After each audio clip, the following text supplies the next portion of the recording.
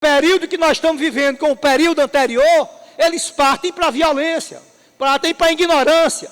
E muitas vezes tem alguns companheiros nossos, humildes, pobres, que por conta da avassaladora propaganda do rádio e da televisão, que está na mão dos caras, acaba muitas vezes ficando do lado deles, né? É como Paulo Freire, né, o grande educador brasileiro, que tem livro publicado sobre isso, ele diz, né, que é como, muitas vezes, o oprimido introjeta em si o discurso do opressor. Ou então, faz como uma história antiga, que eu quero concluir aqui com ela, o velho Ulisses Guimarães dizia que uma cidadã, hoje nós vivemos um mundo muito diferente, né, do Brasil, principalmente da luta das mulheres pela sua identidade, pela sua liberdade, pelo direito de não ser agredida, né? Antigamente a gente dizia assim, em briga de marido e mulher não se mete a colher. Hoje é o contrário, nós, em briga de marido e mulher, nós temos que meter mesmo a colher para proteger as mulheres da violência. E aí, o velho Ulisses dizia, na época da ditadura, na década de 70, começo de 80, quando a ditadura estava vinha para cima, né? E muitas vezes a ditadura ganhava parte da opinião pública, por conta da manipulação da imprensa, de Rede Globo, de televisão, que mente cotidiana para o povo, não é agora, sempre mentiu. E aí o velho Ulisses dizia assim, que muitas vezes, aí ele contava a história de um padeiro, que tinha um padeiro que gostava de bater na mulher.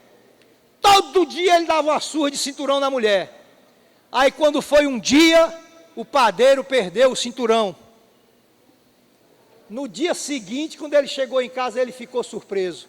A mulher que apanhava todo dia tinha comprado um cinturão novo para ele. Entendeu?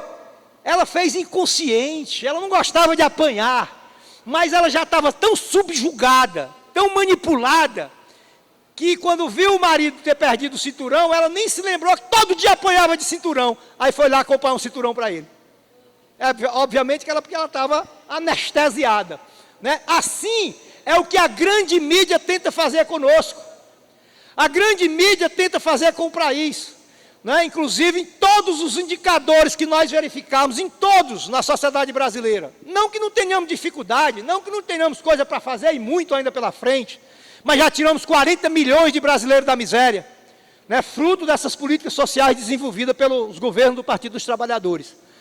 Mas nós temos que, portanto, companheiros e companheiras, nos prepararmos para enfrentar esse momento agora, para nos habilitarmos para em 2016, que é um pré-teste para a eleição de 2018, e em 2018 nós temos que estar, né, enfrentando isso para garantir a presença do companheiro Lula na candidatura a 2018, porque é isso, principalmente isso, que a classe conservadora tem o verdadeiro ojeriza e pavor e medo, é da candidatura do Lula. Porque com toda essa confusão, com todo esse ataque violento que fazem diariamente ao Lula, na televisão, no rádio, nos jornais, eles não conseguem qualificar um nome capaz de enfrentar o Lula nas urnas em 2018. E como eles não conseguem enfrentar um candidato do PT em 2018 nas urnas, eles vão partir mesmo para a ignorância. Em 2016, companheiros e companheiras, nós temos um grande desafio aqui em Fortaleza, que é o desafio de ter uma candidatura própria do PT à Prefeitura de Fortaleza. Nós não abriremos mão disso, o Diretório Municipal está muito articulado em relação a isso. Nós temos uma dificuldade que a gente tem que tratar com muita transparência e seriedade com a nossa militância, que o nosso governador, que é o governador do PT, por razões políticas, hoje ainda tem uma sinalização de querer apoiar a recandidatura do prefeito Roberto Cláudio, mas nós temos até lá uma tarefa, primeiro, de convencer o governador Camilo a não entrar nessa barca furada.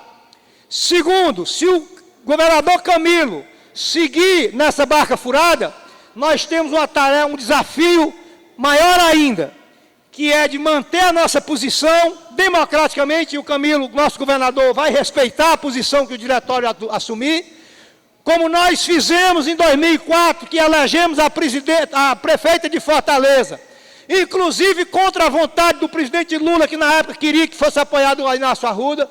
mas a nossa militância foi para a rua e ganhamos a eleição.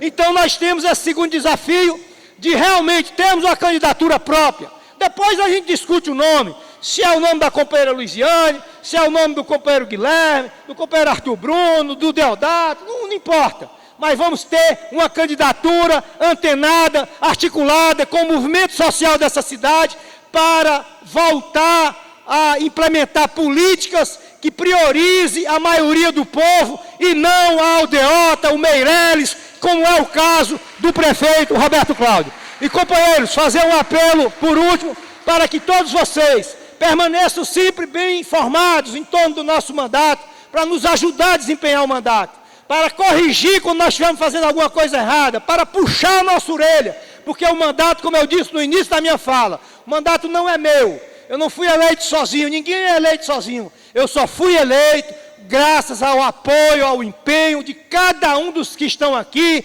de outros que estão fora, que me conhecem, que me têm como uma referência na política do Fortaleza e do Ceará, e por isso me permitiram desempenhar esse mandato para servir ao meu povo, para lutar por essas transformações que o meu partido vem fazendo e que nós temos que avançar mais ainda para implementá-las completamente. Um grande abraço e muito obrigado pela presença de vocês.